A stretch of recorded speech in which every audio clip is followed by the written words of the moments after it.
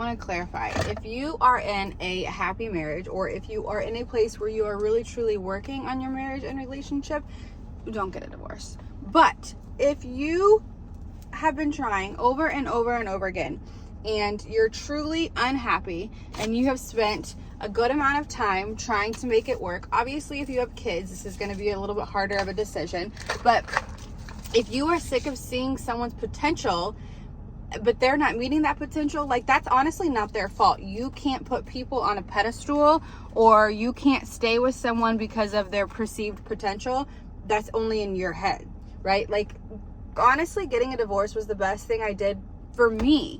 I needed it for me to find out who the fuck I was. I don't know that I ever thought I would have it all figured out by 40, but I definitely thought that life would look a lot different at 40. I always, when I was little, I would say like, oh, I'm going to write a book, and I'm going to make my first million by age 25, and I'm going to have 2 kids, a boy and a girl, and we're going to live in a big white, picket fence style type house. Like, I just thought that's what it was. And to be honest, I saw everything that my parents went through. And when I say parents, I mean my mom and my stepdad. That's who I lived with full time. I would go to my dad's like every other weekend.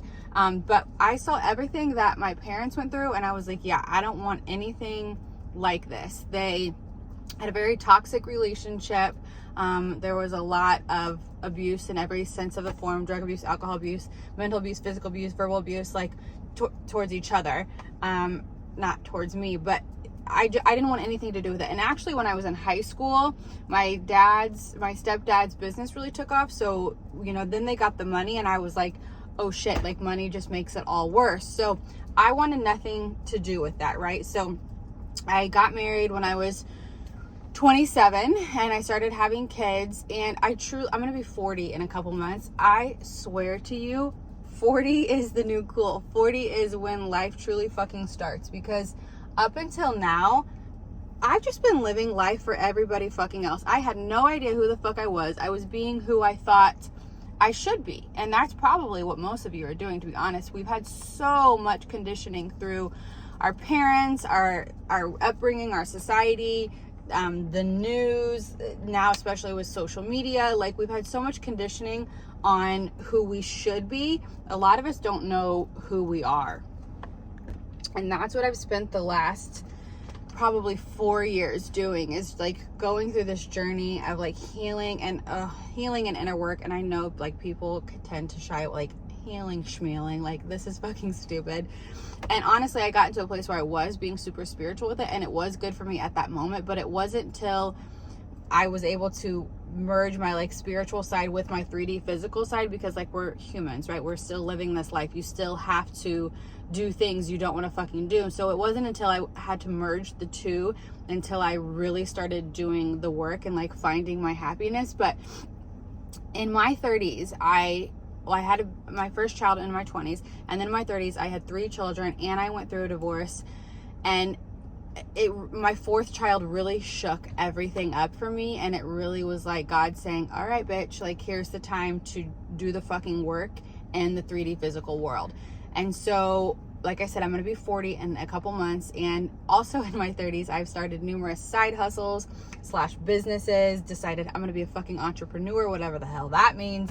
And I'm very close to finishing a book, and I'm like, fuck, I've done so much in my 30s, and I am like ready to kind of put it all together and live my best fucking life in my 40s. One of the biggest things that I've learned in this like happiness journey is to stop looking outside for your validation.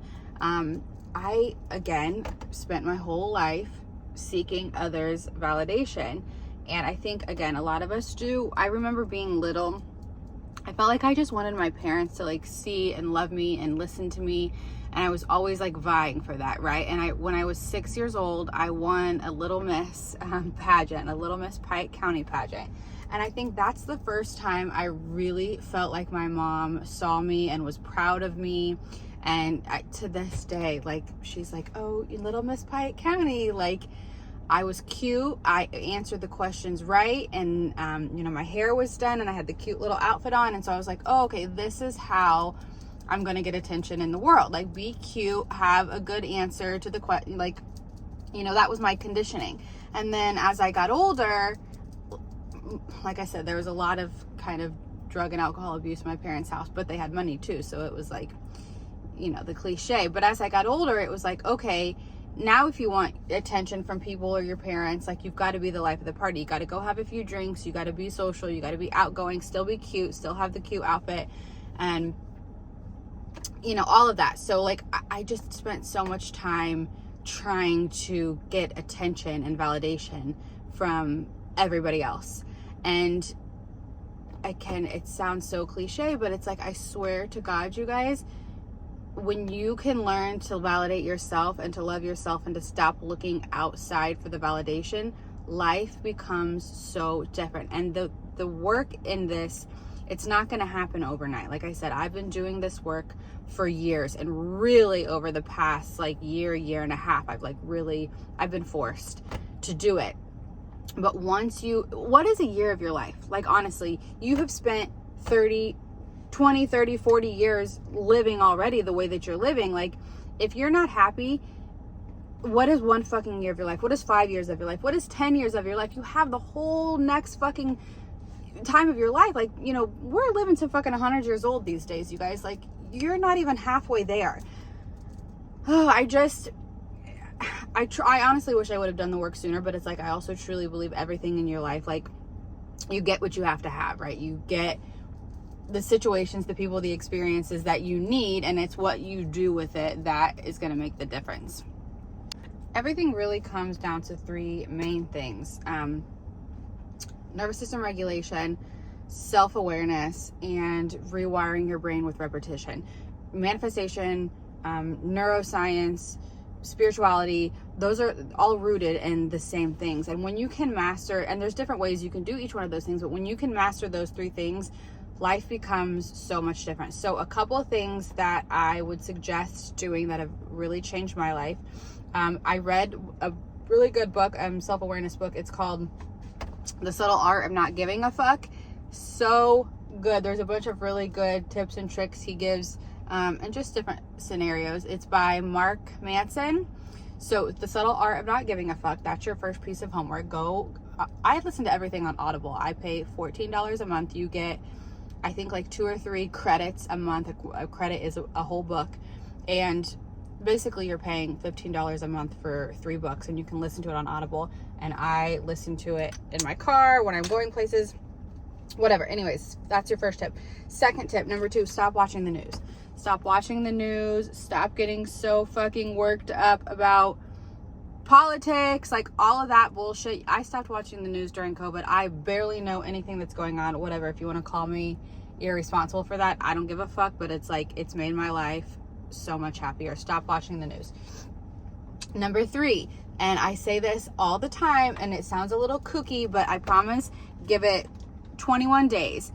When you are brushing your teeth, use your non-dominant hand, whatever that is. For me, it's my left hand. Use your non-dominant hand to brush your teeth. While you are doing that, repeat to yourself, I love myself.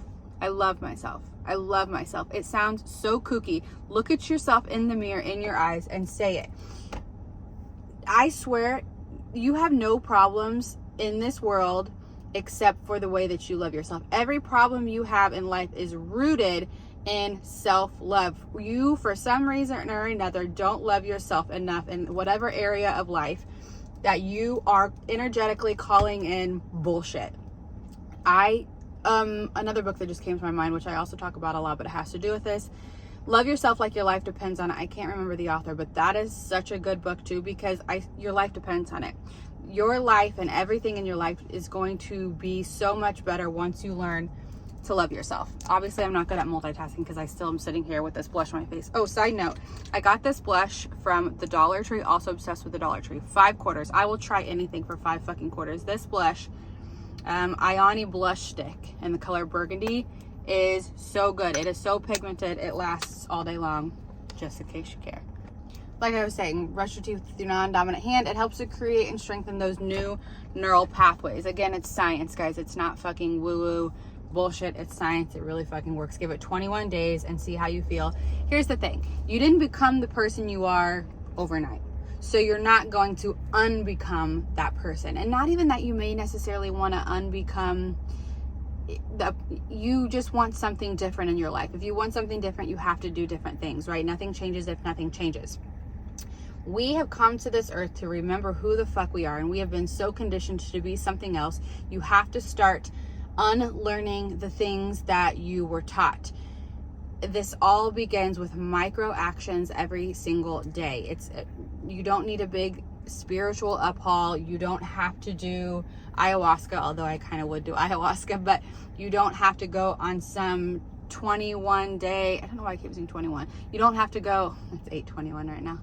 You don't have to go on some 21 day silent meditation retreat.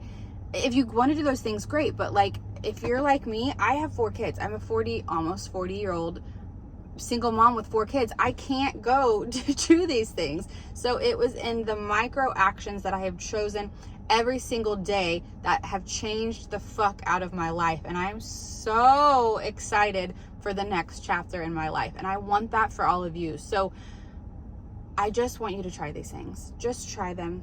Call me crazy. I don't fucking care. Just try them. And now here's the other thing. A lot of times, if you are a mom my age and have children, you don't even know your level of happiness. You don't know your level of fulfillment because you've just been going through the motions. Okay, if that's you, in the description, I have attached a quiz. It's a happiness and fulfillment quiz. Everybody loves a good quiz. I invite you to go ahead and take that. Also in the description, I have added an alignment calendar. It's a 30 days, what did I even title it? 30 days of alignment. I don't know what I even put the title as, but it's so great of me. But it's little micro actions every single day for the next 30 days that are going to get you more in alignment. And like I said, I am about to write a book. I have 2 fucking lessons in a book that I'm writing. It's a 52-week workbook. I'm so excited for this, you guys. It's everything that I've learned the past couple years that have changed my life, and I swear it's going to help so many people. So I don't have the information for that yet. It is still in the works, but be following along if you're interested. And I plan to do these little series, 40 is the new cool, for infinites. Like every week I plan to come out with a little video on basically how to make the 40s the best fucking years of your life, because you deserve all good things. I love you guys. Have a great day.